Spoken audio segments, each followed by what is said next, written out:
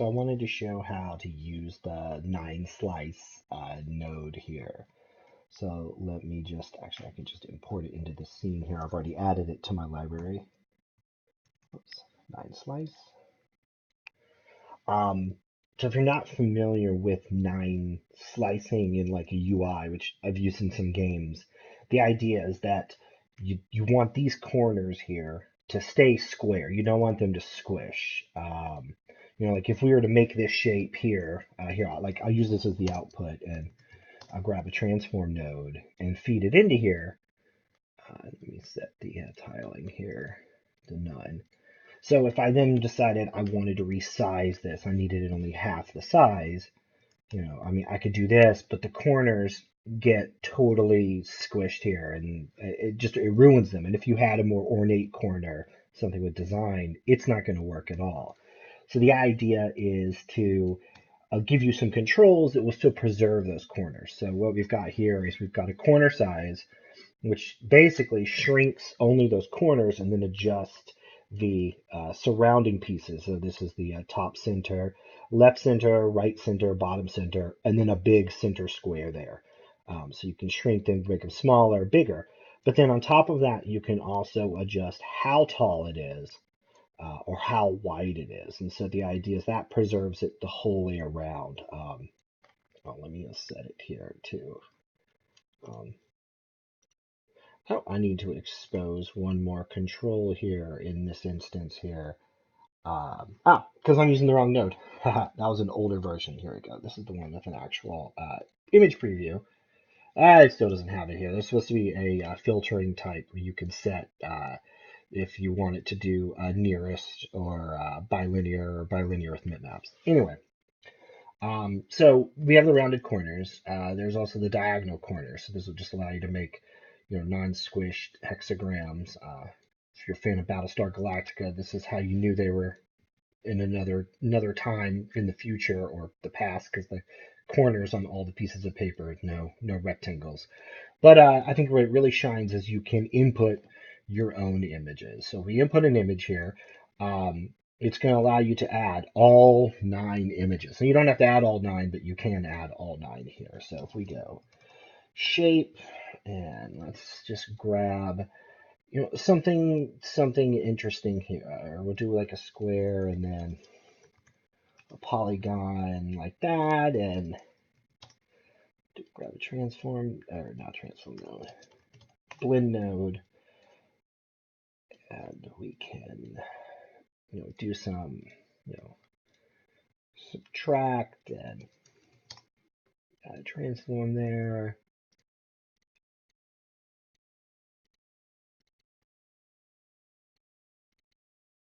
We can come up with some kind of interesting corner shape, maybe, like something there. That was very, very specific, very interesting.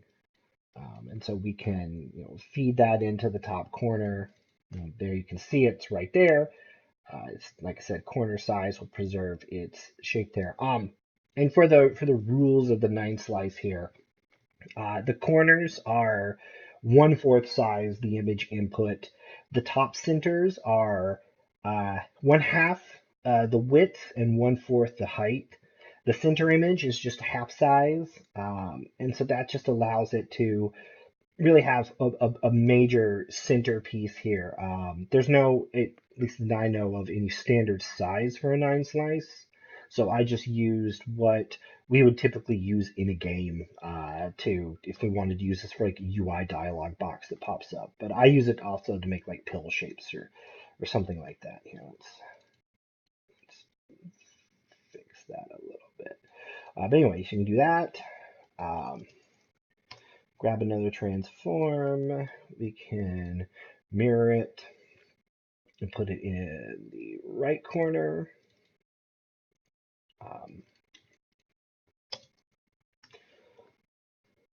Grab that. We can do a vertical mirror in the bottom left corner. And then the bottom right corner. So now we've got all of our pieces there. And you can see, like, we're going to preserve their sides. We'll just make the rest of it a straight line here. So this isn't going to quite match up, but it's close enough here.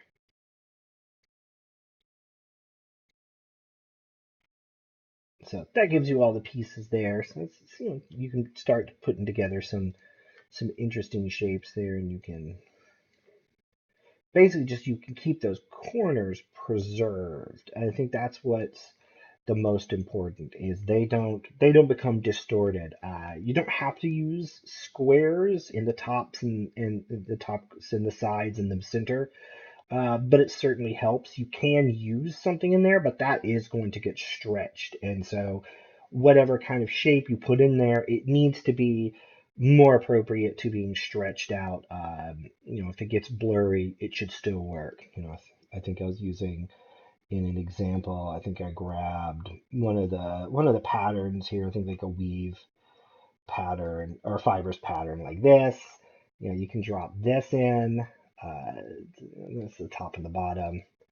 And you can see, it's going to get squished there. If we widen it, it's going to get stretched out. So as long as you have a shape that makes sense for you, you can still put those pieces in there. And then of course, you can also just knock out a piece. So it's like sometimes you may not want the center. So you can knock the center piece out, and you can get a frame. So that's a real good way to make, if you need a frame around something and then change it up later on, that would allow you to do that pretty easily. Um, I'm just dragging into all sorts of random nodes here. Oh, because I'm dragging the wrong one. That's what I get for not keeping it on screen. I don't want top center. So there, that gives you will give you a frame once I fix that. So that gives you a frame so you can keep whatever's inside the center of it straight there. And then I need to figure out, make sure I need to make sure now the node on Gumroad has the input filtering settings, because that's important. If you want it nearest neighbor or not. I will say one of the problems I do every now and then see is you can see uh, some of the edge stuff there. I guess there's just some rounding that happens. It's really noticeable, I think, on the diagonal corners. Every now and then you'll hit a frame or two where you can see the seams in the 9 different images. Because it's just using a ton of FX maps. If we go inside of it here, um, come on.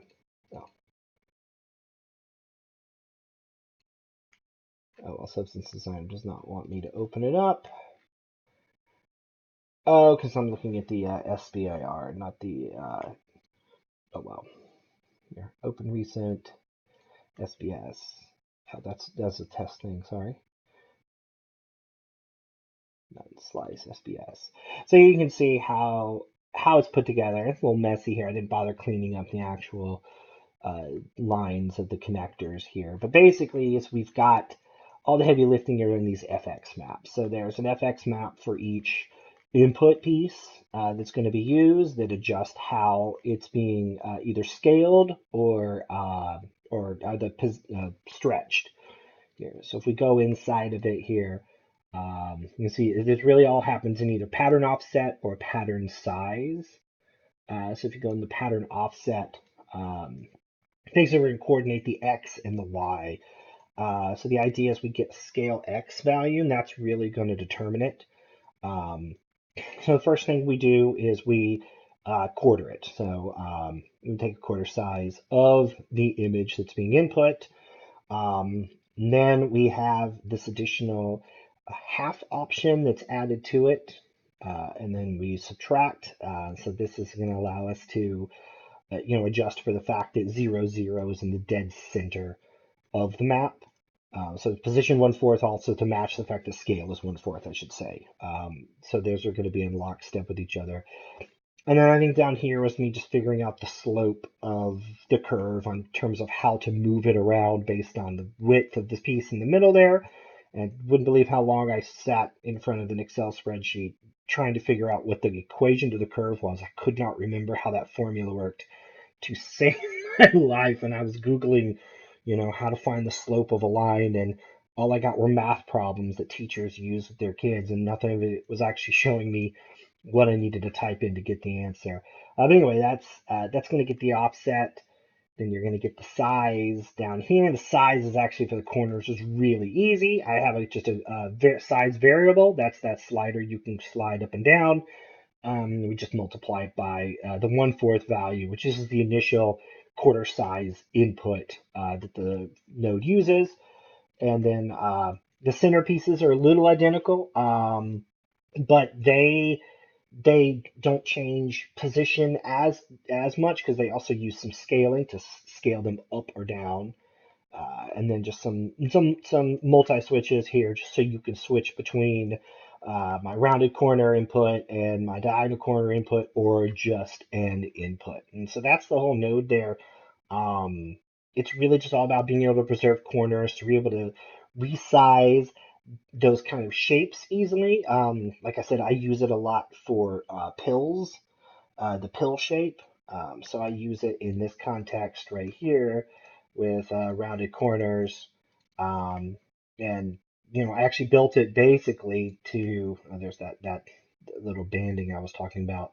But I use it basically to get this shape, so that I can feed this shape into some kind of generator, to get a more even pill shape here. So I got to make sure that it's exporting out with the nearest neighbor option on all those pieces there, instead of bilinear here, because that's going to give you the little banding in the image there. And of course, it goes away if you up your resolution, the sampling. I guess it stops finding those subpixels. It's creating that there. So like at 250 or 4K there, no banding or whatever. So it's a really nice way to just get that shape very quickly, and then being able to come back to it and edit it, and not have to construct some kind of crazy thing with a whole bunch of transforms and trying to keep the corners squares. You can just very quickly adjust it. So you make it more boxy, more rounded. Um, so like I said, so there's that pill shape here. So anyway, I hope you find it helpful. This is probably the heaviest FX map math part I've ever done. So I had a ton of just equations written on the back of envelopes on my desk, trying to remember how on earth these things are relational to each other to resize position here. There's a lot of trial and error. And I've seen somebody had a screenshot where they were showing FX map output, and so I want to figure out how to do that, because that's the biggest problem I have, is I have no clue what value is coming out on my math there. As I'd love some kind of like info in terms of like what are the values here. And this is, and see, I don't know how someone did that, so that's got research. Anyway, I hope this helps. Let me know, and if you need any updates to it, post a comment, and I'll make an update to it. Thank you.